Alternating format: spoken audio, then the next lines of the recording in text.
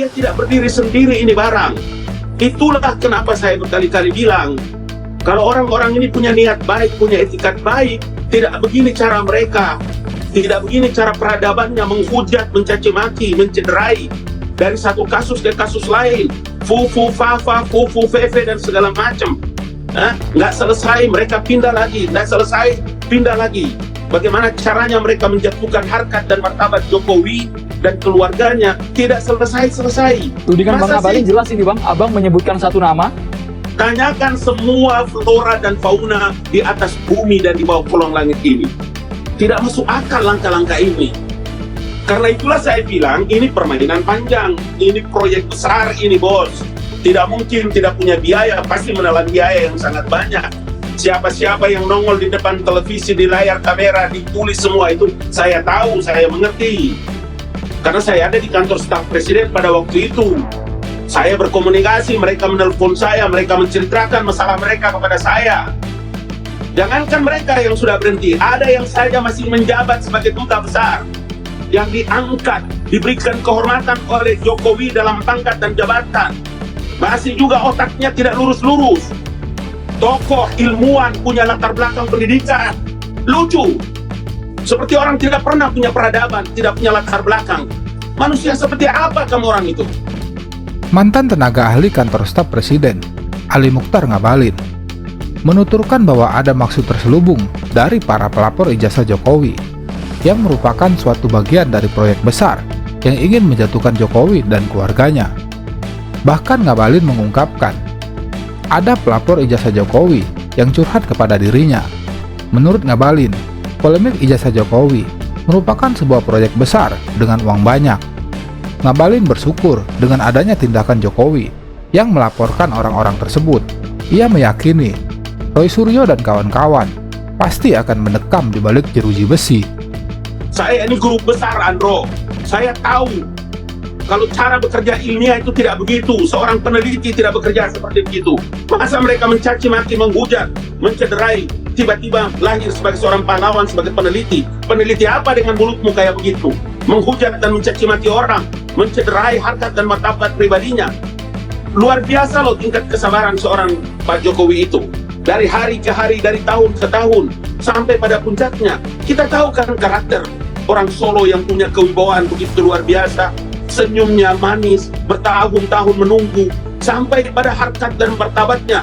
Beliau merasa tertusuk, beliau merasa sangat amat kecewa dan tersinggung. Sudah sampai pada titik puncaknya.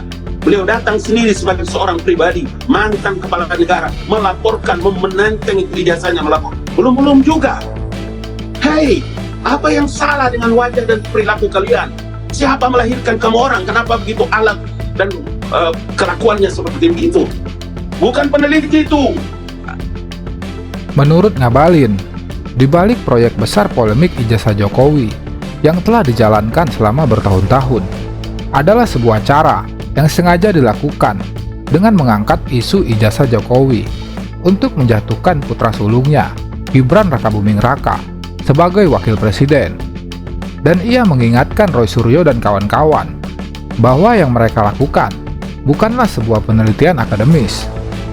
Ngabalin juga menambahkan, mestinya para pelapor mencari makan dengan cara yang benar, bukan dengan cara caci maki, bahkan sampai memfitnah.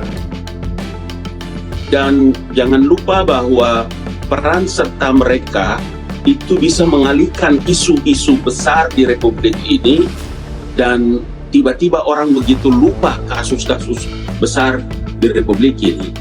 Siapa mereka ini sebetulnya? Nah, isu tentang ijazah palsu ini kan bukan sehari dua hari, bertahun-tahun. Orang yang korupsi uang triliun rupiah, polisi begitu tangkap, jaksa begitu ambil semua peristiwa-peristiwa penting itu, seketika langsung hilang di ruang publik. Pemeriksaan terhadap tokoh-tokoh tertentu yang terkait dengan pemalsuan data, penipuan, segala macam yang sedang ditangani oleh KPK hilang total. Rakyat tidak mendapatkan informasi itu lagi. Pertanyaannya, siapa mereka ini? Untuk apa urusannya? Masa orang sekelas seperti Roy Suryo yang sudah berkali-kali bahkan pernah dipenjara, tidak kapok-kapok dengan menyebarkan berita-berita bohong. Ilmuwan apa kalian? Penelitian apa kalian yang penuh hujatan dan caci maki? Apakah peneliti dengan cara begitu? Nggak mungkin. Dr. Ngabalin is back dan langsung membuat jagat peternakan menjadi gempar. Setelah lama tidak muncul di TV untuk membela para penguasa, sepertinya Brother Ngabalin ingin membagikan ilmu menjilat tingkat tinggi kepada para ternak magang agar menjadi profesional di bidangnya. Anjay. Untuk menghindari jadi bulan-bulanan netizen tanah air. Langsung saja kita saksikan. Check it out. Karena profesor pertama untuk moderasi beragama di Republik Indonesia ini satu orang saja, baru pertama kali. Namanya Ali Mukhtar Ngabalin. Sombong amat.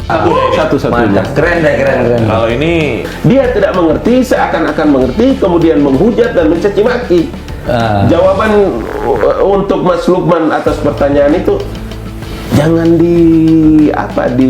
dihiraukan. Pernah nggak di awal udah ditawarin, ayo masuk lagi dong, bareng bantu saya sama Pak Prabowo? Iya, karena kalau seperti Pak Jokowi itu kan kalau nggak salah, saya baru nanti dipanggil itu sekitar 1 tahun 4 bulan ya. Jadi Itu saya di luar, tidak dari awal ya. baru saya kembali. Artinya berarti abang itu sebenarnya spesialisasinya adalah tidak dari awal. Dari awal dibangun dulu, kalau kurang sempurna baru abang dipanggil gitu. Ini to the point, to the point.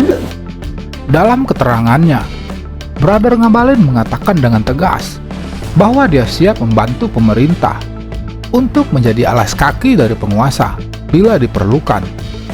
Dan ia langsung membuktikan ucapannya dengan mengcounter orang-orang yang sedang mempermasalahkan ijazah dari sang mantan majikan, Joko Widodo. Tentu saja untuk semua kepentingan Indonesia, kapan waktu, dan kita harus selalu siap. Karena itu juga saya selalu bilang sama Mas Lukman juga ya, Mas Pung, bahwa saya harus mempersiapkan diri.